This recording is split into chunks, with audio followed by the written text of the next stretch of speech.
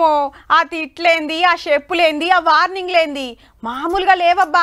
మొత్తం చూపిస్తాం కానీ ఫస్ట్ హెడ్లైన్స్. తెలంగాణ గుర్తుల్లో మార్పు, మస్తున్నది అందశ్రీ కూర్పు.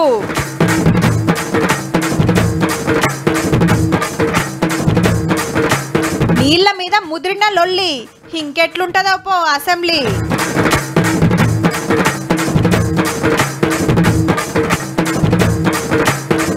చెప్పులు తీసిన లీడర్లు, సాల్తలేవేమో నోర్లు.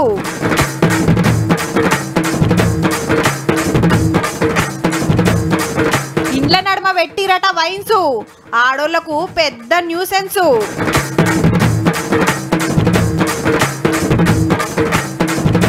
దంచుతాయట ఎండలు, తీసుకోర్రి జర జాగ్రత్తలు. తెలంగాణల జిల్లాలెన్ని? 33. తెలంగాణ రాష్ట్ర పక్షేది? పాలపిట్ట. తెలంగాణ పువ్వేది? తంగెడు. తెలంగాణ రాష్ట్ర చెట్టు జమ్మి చెట్టు. తెలంగాణ పండు మామిడి. తెలంగాణ జంతువు జింక. తెలంగాణ చాప కొర్రమట్ట. తెలంగాణ ఆట కబడ్డీ. 9.5 ఏండ్ల సంధి ఇవన్నీ చెప్పుకుంటున్నాం, అక్కెరున్న కాడ రాసుకుంటున్నాం. కానీ తెలంగాణ రాష్ట్ర గీతమే లేకుండే, మన రాష్ట్రం పుట్టినాడు మన పాట పాడుకునే భాగ్యం లేకపాయే అని ఇన్నేండ్లు బాధపడ్డోళ్ళ మనసు తుర్తైనట్టేగా.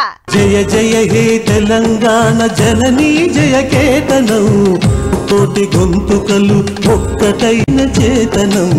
తెలంగాణ రాష్ట్రం వచ్చిన 10 ఏళ్లకు తెలంగాణ రాష్ట్ర గీతం పాడుకునే భాగ్యం వచ్చింది. అందశ్రీ అన్న రాసిన పాటనే రాష్ట్ర గీతం అని డిసైడ్ చేసింది సర్కారు. జయ జయ హే తెలంగాణ జనని జయ కేతనం, ముకోటి గొంతుకలు ఒక్కటైన చేతనం. తరతరాల చరిత గల తల్లి నీ రాజనం, పద పదాల నీ పిల్లలు ప్రణమిల్లిన శుభతరుణం. జై తెలంగాణ, జై జై తెలంగాణ. ఉద్యమం జోరుగా సాగుతున్నప్పుడు మీటింగ్లైనా దీక్షలైనా నిరసనలైనా ఈ పాటతోటే చాలా అవుతుండే. ఆఖరికి స్కూళ్లలో కూడా ఇదే ప్రార్థన గీతం అయింది పిల్లలకు. అప్పటి 10 జిల్లాల గొప్పతనము, మన వీరులను, మన చరిత్రను యాద్ చేసుకుంటా గొప్పగా రాసిండు. ఇప్పుడు 33 జిల్లాలు అయినాయి కాబట్టి దానికి తగ్గట్టు మార్చిండు అన్ననే. 33 జిల్లాలు మీకున్న రోగం దానికి ఎందుకు తెస్తారయ్యా? పదపదాన నీ పిల్లలు ప్రణమిల్లిన శుభతరుణం. జై తెలంగాణ, జై జై తెలంగాణ అని చెప్పిన. మరి ఏమైందో ఏమో, తెలంగాణ రాష్ట్రం వచ్చినాక ఈ పాటను పక్కకు పెట్టిరు, ఇంకేం పాట రాపియలేదు. అందశ్రీ నువ్వు ఏదో తెలంగాణ మీద ఒక గొప్ప భావంతో రాష్ట్రం, దానికి కొద్దిగా మార్పు చేస్తాను. నేను రాత్రి 3 అయింది కానీ దొరుకుతలేదు. నేను పోయి పొద్దున్న లేచి బాత్రూమ్ లో పోయి గడ్డం తీసుకుంటున్నాను. టక్కన ఫ్లాష్ వచ్చింది, ఇది కలుస్తుంది అనుకుని మళ్ళీ మర్చిపోతారా అని చెప్పి ఆ బ్లేడ్ ఆడ పెట్టి మళ్ళీ ఉరికెచ్చి పెన్ను బట్టి అది రాసి పేపర్ మీద పెట్టి మళ్ళీ పోయింది. ఆయన ఒక్కడ అవమానించుండు జయ జయ తెలంగాణ గీతాన్ని. నా జాతి అవమానం గించలే, నా జాతి ఆ గీతాన్ని తన అధికారం మీద కూడా 10 ఏళ్ళు శివతాండవము చేసింది. నా జాతి గన్న గీతం అది, నా జాతికి ప్రభాత గీతం అది. తెలంగాణ కొట్లాటప్పుడు బండ్ల మీద, బస్సుల మీద, బోర్డుల మీద ఏడ ఏపీ అక్షరాలకు పడినా దూడిపేసి టీజీ అని రాసేది. కానీ రాష్ట్రం వచ్చినాక టీజీకి బదులు టీఎస్ అని పెట్టింది బీఆర్ఎస్ సర్కారు. లేలే అప్పటి టీజీఏ ఉండాలని కాంగ్రెస్ గవర్నమెంట్ రూల్స్ మార్చింది. అందరి నెంబర్ ప్లేట్లు మార్చుకోవాలనో లేకుంటే కొత్త వచ్చే బండ్లకే పెట్టాలనో ఇంకా డిసైడ్ కాలేదు. టీజీ అని కేంద్ర ప్రభుత్వం గెజిట్ ఇస్తే టీఎస్ అని పెట్టారు, ఎందుకంటే దాంట్లో వారి పార్టీకి సంబంధించిన చిహ్నం కనబడాలి అని అనే ఉద్దేశం. తెలంగాణ తల్లి రూపం కూడా మారుస్తారట. అప్పట్లో ఎన్నో తీర్ల తయారు చేసిన బంగారి నగలు, కిరీటాలు, వడ్డానాలతో ఉండే గీబొమ్మనే ఓకే చేసిండు కేసీఆర్ సారు. ఇట్లా కాకుండా ఊళ్ళలో అమలు ఉండేటట్టు ఎక్కిస్తారట కొత్త తల్లి రూపాన్ని. ఒక వ్యక్తిని ఊహించుకునే విధంగా తెలంగాణ తల్లి ఉండేది. అట్లనే తెలంగాణ లోగో కూడా మారబోతున్నది. మీద 3 సింహాలు, కింద కాకతీయ తోరణము, లోపల చార్మినారు, చుట్టూరా తెలుగు, ఇంగ్లీష్, ఉర్దూలా తెలంగాణ సర్కార్ అని ఉంటది. కొత్తది గిట్లుంటదట. రాచరిక పాలన గుర్తు లేకుండా మన ప్రాంతం ప్రజల ప్రతిబింబించే కొత్త చిహ్నం రూపకల్పన చేయాలని మాత్రం ఆగమాగం 10 జిల్లాలను 33 జిల్లాలు చేసిరు. కరెక్ట్ గా లేవు, మారుస్తారనే ప్రచారం కూడా నడవబట్టే. మా గవర్నమెంట్ వస్తే తెలంగాణ జెండాను తయారు చేస్తామని రేవంత్ రెడ్డి సార్ అప్పట్లో చెప్పిండు కాబట్టి అది కూడా వస్తుండొచ్చు. ఏ ముచ్చటెట్లున్నా 10 ఏళ్ల తర్వాత తెలంగాణ రాష్ట్ర గీతం వచ్చినందుకు సంబరపడవలసిన ముచ్చటే. బడుల గుడులతో పల్లెల ఒడలు పులకరించాలి, విరిచే జన విజ్ఞానం నీ కీర్తిని పెంచాలి, తడపడకుండా జగాన తల ఎత్తుకోని బ్రతుక ఒక జాతిగా నీ సంతతి ఓయమ్మ వెలగాలి. జై తెలంగాణ, జై జై తెలంగాణ. అరే ఇదేందబ్బా ఇద్దరు కాగితాలు చూపిస్తారు, ఇద్దరు చెప్పింది రైటే అంటారు. అట్లాని అవి ఎవ్వలకాలు తయారు చేసిన పేపర్లా అంటే సర్కారీ గదేనుల్లా కృష్ణానది మీద ప్రాజెక్టులు ఉన్నాయి కదా, వాటి మీద పెత్తనం సెంటర్ వాళ్ళకు పోయిందట. మీరే చేసిండ్రంటే మీరే చేసిండ్రని కొత్త గవర్నమెంటు పాత గవర్నమెంటు తగ్గఫర్ కొట్లాడుతున్నాయి. 10 ఏళ్లలో కేసీఆర్ గారి ప్రభుత్వం కేఆర్ఎంబికి ప్రాజెక్టులు అప్పచెప్పలేదు. కానీ వచ్చిన 2 నెలల్లోనే మీరు అవగాహన రహిత్యంతో తొందరపాటుతో మీరు ఇలా మన తెలంగాణ ప్రాజెక్టులను ఢిల్లీ చేతిలో పెట్టి అడుక్క తినే పరిస్థితి తెచ్చినారు. తెలంగాణ రాష్ట్రానికి నీటి కేటాయింపుల్లో మోసం, కృష్ణా రివర్ మేనేజ్మెంట్ బోర్డుకి ఒప్పుకుంది వాళ్ళు. మరి ఈ రోజు ఏదో ఒక తప్పుడు ప్రచారం, జనంలో ఒక అబద్ధపు ప్రచారం చేసే ప్రయత్నం చేస్తున్న విషయం. 16వ కేఆర్ఎంబి మీటింగ్లో తెలంగాణ ప్రభుత్వం ఒప్పుకున్నదని ఎక్కడ చెప్పలే. ఇందులో ఆంధ్రప్రదేశ్ ఒప్పుకున్నది, తెలంగాణ ప్రభుత్వం యొక్క నిర్ణయం ఇంకా పెండింగ్లో ఉంది అనేటువంటి విషయాన్ని ఈ ప్రాజెక్టులు అప్పచెప్పడానికి ఆనాటి టిఆర్ఎస్ ప్రభుత్వమే ఒప్పుకుంది, మినిట్స్ లో రికార్డ్ అయింది. మీరు ప్రాజెక్టులు అప్పచెప్పిందే నిజం కాకపోతే ఉద్యోగులు ఇచ్చే ప్రస్తావన ఎందుకు వస్తుంది? This is the minutes of the meeting. 200 కోట్లు కేఆర్ఎంబికి కేటాయిస్తున్నాం అని చెప్పి ఈ బడ్జెట్ డాక్యుమెంట్లో ఉంది. రాయలసీమ లిఫ్ట్ని ఆపిందే మేము కదా. ఈరోజు గ్రీన్ ట్రిబ్యునల్కి వెళ్ళి ఇవాళ స్టే తెచ్చింది ఎవరు? కేసీఆర్ జగన్మోహన్ రెడ్డి కలిసి ఏకాంత చర్చల్లో కుట్ర చేసి ఆ నీళ్లు మనకు రాకుండా చేసి. నాగార్జున సాగర్ ఎవరి పహారాలు ఉంది బైసాబ్? సిఆర్పిఎఫ్ పహారాలో ఉంది. మీ ప్రభుత్వం వచ్చి 2 నెలలు అయింది. నువ్వు వెంటనే దాన్ని తెలంగాణ ప్రభుత్వ ఆధీనంలోకి తేవద్దాను. పోలింగ్ జరిగేటప్పుడు ఆపద్ధర్మ ముఖ్యమంత్రిగా కేసీఆర్ ఉంటాడు. తెలంగాణలో ఓటింగ్ ప్రభావితం చేయడానికి కేసీఆర్ జగన్మోహన్ రెడ్డి చేసిన కాన్స్పిరసీ అది. ఈ వార్త చూపియాలనా వద్దా? చూపించుడు కరెక్టేనా? ఇంకో 4 నేర్చుకుంటే ఎట్లా? ఒకళ్ళ చూపియకుంటే వీళ్ళకి వార్త తెలియనట్టుంది అనుకునే డేంజర్ ఉంది. వద్దు వద్దని మేము ఎంత ఆపినా ఇసొంటి వార్తల మీదనే బతికేటోళ్ళు మస్తు మంది ఉన్నారు. తప్పేతట్టు లేదని తీన్మార్లకు తీసుకొచ్చినాం. చూసినాక మీరేమంటారో మీ ఇష్టం. మరి మా నోటితోటి మేము చెప్పతట్టు లేదు కానీ జర మీరే ఇనోన్రి.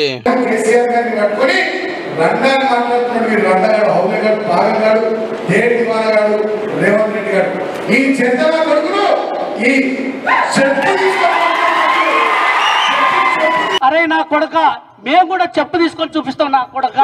ఎవడనుకున్నావు దొంగ నా కొడక? చెప్పు తీసుకొని తంతావు నా కొడక. నీకు తెలంగాణ ఉద్యమంలో ఉస్మాన్ యూనివర్సిటీలో చాలా మందిని చంపినావు బిడ్డ. ఆయన చెన్నూరు రోడ్న బాల్కసుమను, ఈయన కాంగ్రెస్ లీడర్ చారగొండ వెంకటేష్. మా లీడర్ అంత మాట అంటావా, మా లీడర్ ఇంత మాట అంటావా అని చెప్పులు తీసిరు సాప్సీదా.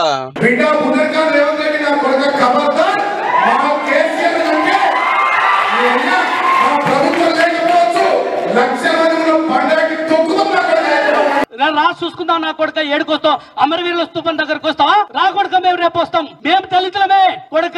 చెప్పు తీసుకొని మూతి పనులు వలగొడతాం నా కొడుక. 2 పార్టీల కార్యకర్తలు దిష్టి బొమ్మలు గాలబెట్టుడు, నిరసనలు చేసుడు జోరుగా నడుస్తున్నాయి. కానీ రాజకీయంలో ఇంత గొప్ప భాషను సురువు చేసిందే గౌరవ కేసీఆర్ గారా. ఎంత తిరితే అంత గొప్ప లీడర్ అని ఫీల్ అయ్యి. మరి అప్పుడు కిషన్ రెడ్డి గారికి కేసీఆర్ అన్నాడు రండా మంత్రి, కేంద్ర మంత్రులందరినీ కూడా దద్దమ్మలు. ఇప్పుడు కాంగ్రెస్ నాయకుల పైన, ముఖ్యమంత్రి పైన ఇలాంటి వ్యాఖ్యలు చేస్తుంటే నిజంగానే టీఆర్ఎస్లో ఎంత ఫ్రస్ట్రేషన్ ఉందో కనబడుతుంది. తిట్టుకు తిట్టుడు, చెప్పుకు చెప్పు. ఈడి కాగుతుందో లేకుంటే ఇంకింత తిట్టుకునే కాడిపోతుందో పో. మీరు తిట్టిన తిట్లకు, మీరు చేసిన తప్పులకు 4 కోట్ల మంది ప్రజలు వాళ్ళ చెప్పులతో మీ చెంపలు వాయించినా కూడా మీకు సిగ్గులజ్జ రాదని తెలిసిపోయింది. ఎక్కువ తక్కువ చేస్తే తాట తీసుడు తప్పదనేది మీరు గుర్తుపెట్టుకోండి. ఏ యూట్యూబ్ ఛానల్ లేకనే ఓడిపోయినామబ్బా. మేమే గెలిచేటోళ్ళం కానీ పబ్లిక్ కన్ఫ్యూజ్ అయి కాంగ్రెస్ను గెలిపించిండ్రు. అమలు చేయలేని హామీలు ఇచ్చినందుకే పవర్లోకి వచ్చిండ్రు అని గులాబీ పెద్దలు దినాం చెప్తున్నమాట. అంతేగాని ఇచ్చిన హామీలు అమల్లో పెట్టలే, పబ్లిక్ కోరుకున్నట్లు ఏలలే అని అయితే చెప్తలేరబ్బా. ఇవ్వే కాదుల్లో ఇంకో పెద్ద కారణం సుతున్నదట.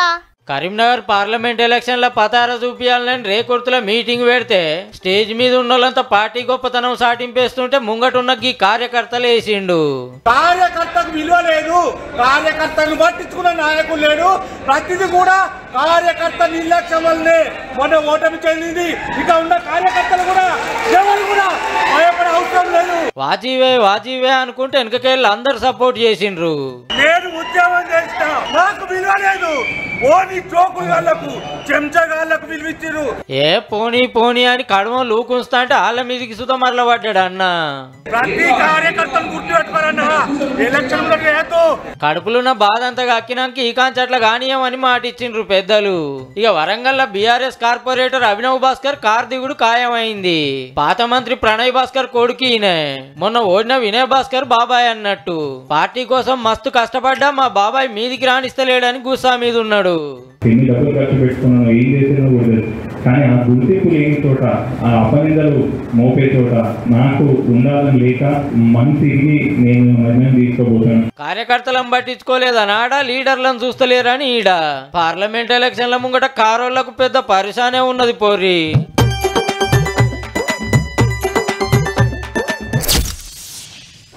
మందాసన వస్తేనే ఏం మనిషివయ్యా ఇంట్లోనే తాగుడు షురు చేసినావు, పోరలు ఉన్నారనే సోయి కూడా లేదు, పో బయట నన్న దాగిరాపో అని 4 జోపు ఇడిచి పెడతారు మా అక్కలు. ఇంటి మనిషి తాగితేనే గిట్లా అంటారు. ఇక ఎవలెవలో తాగి ఇంటి ముంగట తమాషాలు చేస్తుంటే ఇంకెట్లుంటది? అది కూడా ఒక్కనాడా అంటే దినాం. గా బాధ లేగలేక కలెక్టర్లకు కంప్లైంట్లు ఇచ్చే కాడికి వచ్చింది కథ. మేడం మీకు దండం పెడతాం, మా ఇండ్ల నడువిట్లకెళ్ళి వైన్ షాప్ దీపి యూరిజరా అని అమ్మలక్కలంతా ఒక్క తీర్ల బతిమలాడుతున్నారు కలెక్టర్ మేడాన్ని. పర్మిట్ రూమ్ లో కూకోవాల్సిన వాళ్ళు పక్కింగ్ల ముంగట సిట్టింగ్లు వేస్తుర్రట. మరి సుఖేస్తప్పుడు ఎట్లుంటది మనోళ్ళ కథ? అక్కడ వైన్స్ అయింది, తాగి తప్పదాగి మా గేట్ ముందర రూమ్ల ముందర మెట్ల మీద మా గోడకి మొత్తం బాత్రూమ్. మీ లేడీస్ అందరు నచ్చి 1 గంట సేపు మా ఇంట్లో ఉండమనండి, ఉంటే మీకు ఆ బాధ ఏంటి అన్నది మీకు అర్థమవుతుంది. ఆడపిల్లలు ఇంట్లోకెళ్ళి బయటికి రావాలంటే గజ్జును అనుకుతున్నారట. ఎమ్మటే ఆఫీసర్ ను విలువ నంపి గట్టిగానే అరుచుకున్నది కలెక్టర్ మేడం.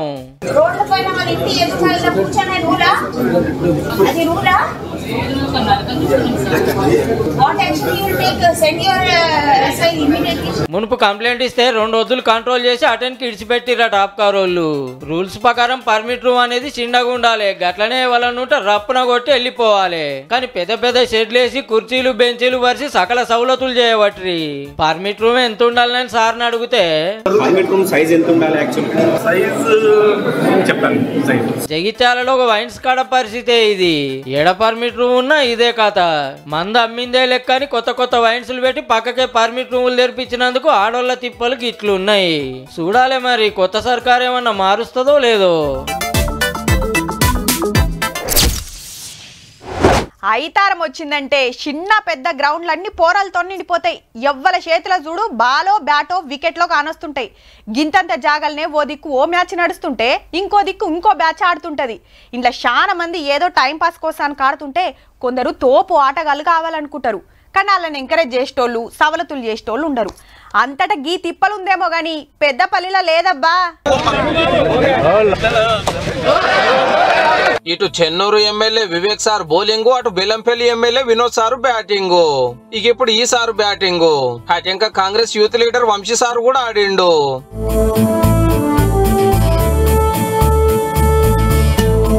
కాకా ఫౌండేషన్ తరపున పెద్దపల్లి ఎంపీ నియోజకవర్గం లెవెల్లో క్రికెట్ పోటీలు పెట్టిండ్రు. 15 రోజుల మండల లెవెల్లో 35 మ్యాచ్లు, అసెంబ్లీ నియోజకవర్గాల లెవెల్లో 21 మ్యాచ్లు. విన్నర్ ఆఫ్ ద టోర్నమెంట్ కి ప్రైజ్ మనీ 3 lakhs డిక్లేర్ చేస్తున్నాము. రన్నర్ అప్ కి 2 lakhs డిక్లేర్ చేస్తున్నాము. ఆటగాళ్లకు బ్యాట్లు, ప్యాడ్లు, గ్లౌజులు ఈ సాలరే ఇచ్చిండ్రు. అప్పట్లో క్రికెట్ డెవలప్మెంట్ కోసం కాకా ఎంత తన్లాడిందో చెప్పి పెద్దపల్లిలో ఈ సౌలత్ చేస్తామన్నాడు వివేక్ సారు. అన్ని మండలాల్లో ఒక క్రికెట్ గ్రౌండ్ క్రియేట్ చేయడానికి ప్రయత్నం చేసి చేపిస్తాను. పెద్దపల్లి ఎంపీ టికెట్ కు దరఖాస్తు పెట్టిన వంశీ సార్ గిట్లా అన్నాడు. మనం పెద్దపల్లి నుంచి ఇండియన్ క్రికెట్ టీమ్ కి అట్లీస్ట్ 1 ప్లేయర్ అన్న ప్లేయర్ పోవాలని చెప్పి నా కోరిక. కాకా ఫౌండేషన్ తరపునే కరాటే, యోగా పోటీలు పెట్టి గెలిచిన వాళ్ళకి ప్రైజులు ఇచ్చిండ్రు. దేశంలో ఎట్లున్నదంటే ఏ రాష్ట్రంలో ఎప్పుడు ఏ సర్కార్ వడిపోతుందో, ఏ పార్టీ అధికారంలోకి వస్తుందో తెలియకుంటుందిలా. 5 ఏళ్ళు పవర్లు ఉండురని పబ్లిక్ అంతా ఓట్లేస్తే వచ్చి రాని పొత్తులు చేయబట్టే పురిగలవక సర్కార్ ఊలుడు, కొత్తోళ్ళు ఎక్కుడు, లేదంటే పాతోళ్లే మల్ల గూకునుడు నడుస్తుంది. పార్లమెంట్ ఓట్ల ముంగట పార్టీలకు పెద్ద పరిశానే ఉన్నది పోర్రి. ఇంతకు ఇయాల్టి రాజకీయ ముచ్చట్లేందంటే జార్ఖండ్ అసెంబ్లీలో బలగం చూపించే కార్యం నడిచింది. ఇవాళ మొత్తం 81 మంది ఎమ్మెల్యేలు ఉంటే 41 మంది ఎవరికి కిమ్మతి ఇస్తే వాళ్ళదే పవరు. ఎమ్మెల్యేలను తోటేసినాక ఎవల బలగం ఎంతో చెప్పిండు స్పీకర్ సారు. 47 मत प्राप्त हुए।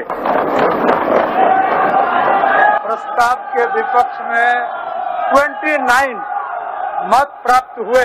సర్కార్ నిలబడ్డందుకు సంబరాలే సంబరాలు. జేఎంఎం కాంగ్రెస్ ఆర్జేడీ పొత్తుల సర్కార్కు 47 మంది జై కొడితే బీజేపీకి 29 మందే హిమ్మతి ఇచ్చిండ్రు.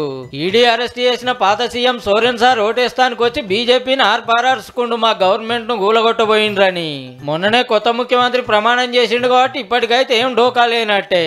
జార్ఖండ్ ఎమ్మెల్యేలు జంపు కాకుండా అందరినీ మన హైదరాబాద్ కు తోలుకొచ్చి ఓటింగ్ యాళ్లకు తీసుకుపోయినందుకు మంచిగానే అక్కడికి వచ్చింది అన్నట్టు. వీళ్ళు ఇట్లా పోయినరో లేదో బీఆర్ ఎమ్మెల్యే దిగిండ్రు మన సిటీలా.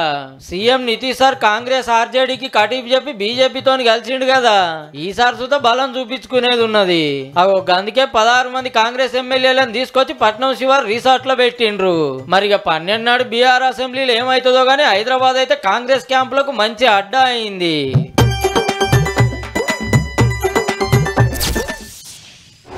బంగారి తెలంగాణలా చెరువులన్నీ నిండుకుండలైనాయి. తొవ్వపొంటి పోతంటే భూమికి పచ్చటి రంగేసినట్టే పొలాలు కానొస్తున్నాయని మైకులు దొరికినప్పుడల్లా ఉపన్యాసాలు దంచేది పాత గవర్నమెంట్ల మంత్రులు ఎమ్మెల్యేలు. మునుపు షెర్లల్ల నీళ్లు లేక బావుల కింద వ్యవసాయం నడిచేది. రైతుల కోసం గోదావరి నీళ్లు మలిపినం, మాది రైతు ప్రభుత్వం అని గొప్పగా సాటింపేసేది. కానీ పరిస్థితి ఎట్లున్నదో చూడుర్రి.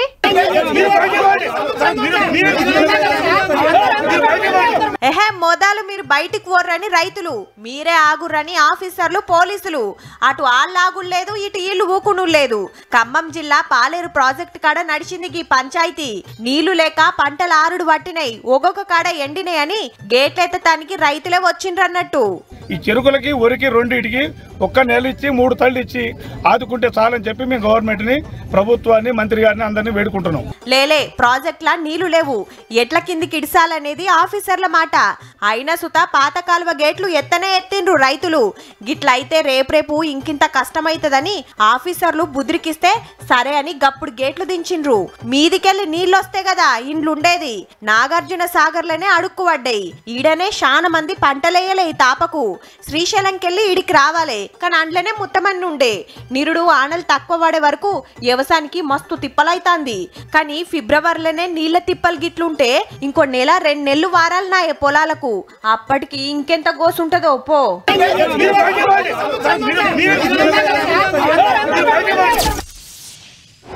అబ్బా, ఈ చలికాలం ఎప్పుడు పోతుందో ఎండాకాలం ఎన్నడొస్తుందో. మంచిగా ఒంటిపూట బడికి పోయొచ్చి మంచిగా ఆడుకోవచ్చని కొందరు. ఈ తాప ఎండాకాలం సెలవులల్లా అమ్మమ్మ ఇంటికి, నాయనమ్మ ఊరికి పోవాలి, షెర్లల్లా దమ్మారా ఈత కొట్టాలని కొందరు. ఇక కొలువులు చేస్తోళ్ళు ఓ 4-5 రోజులు సెలవులు పెట్టి ఇంటోళ్ళతోని అట్లా దేశం మీది బాజు టూర్కు పోయి రావాలని ప్లాన్లేస్తుండొచ్చురు. ఓ పారికి ముచ్చటి ఇంటిరా అంటే గసొంటి ఆలోచన ఏం రానియరు పక్కా. కూలర్లల్లా నీళ్లు నింపు పెట్టుకోర్రి, ఖరాబ్ అయితే రిపేర్ చేయించుకోర్రి, పైసలుంటే ఏసీలు పెట్టించుకోర్రి, ఇండ్ల మీద కూల్ పెయింట్ వేయించుకోర్రి, తలుపులు కిటికీలకు పర్దాలను కట్టుకోర్రి. ఎండాకాలం రాకనే పాయే, అప్పుడే జాగ్రత్తలేంది అంటారా? ఈ తాపకు ఫిబ్రవరి మార్చికెళ్లే దంచుతాయట. మరి వాతావరణ శాఖలే చెప్పిండ్రు కుద్దు. ఎన్లినో అనేది దాదాపు పెరుగు కోస్ట్ మీద మనకి ఏర్పడడం అయితే జరిగింది. దీని యొక్క ప్రభావం భూ ఆవరణ మొత్తం మీదుగా కూడా ఉంటుంది. మన భారతదేశం మీద కూడా కొద్దిగా ప్రభావం చూపించింది. భూమి పుట్టిన కాంచి నిరుడు కొట్టినంత ఎండలు ఎన్నడు కొట్టలే. ఈ ఏడు అంతకెక్కువే అంటూరంటే ఇక ఎట్లుంటాయో చూడురి. తాపకింత భూమి గరమైతుందట. మరి అడవులు నరకబట్టిరి, గుట్టలు మింగబట్టిరి. మనం ప్రకృతిని ఖరాబు చేస్తే అది మన ఎంట పడుతుందన్నట్టు. గాలిలా గలీజ్ గాలి పెరిగి గర్మి ఎక్కువైతుందట. ఉత్తర అమెరికా, యూరప్ దేశాల నదులు గరిగినాయట.